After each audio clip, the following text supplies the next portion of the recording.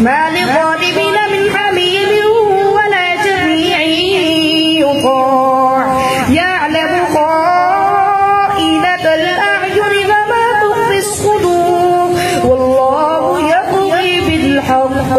والذين يدعون من دونه لا يقضون بشيء إن الله هو السميع البصير أفلم يسيروا في الأرض فينظروا كيف كان عاقبة الذين كانوا من قبلهم كانوا أشد منهم قوة وآثارا في الأرض فأخذهم الله بذنوبهم فما كان لهم من الله من واق ذلك بأنهم كانت تأتيهم رسلهم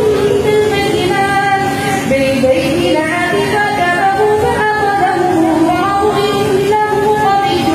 شديد العقاب ولقد أرسلنا موسى بآياتنا وسلطان مبين إلى فرعون فهامان فقارون فقالوا ساحر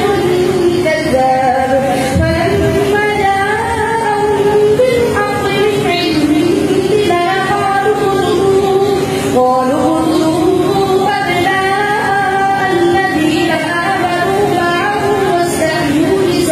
نساءهم وما كيد الكافرين إلا في ضلال وقال فرعون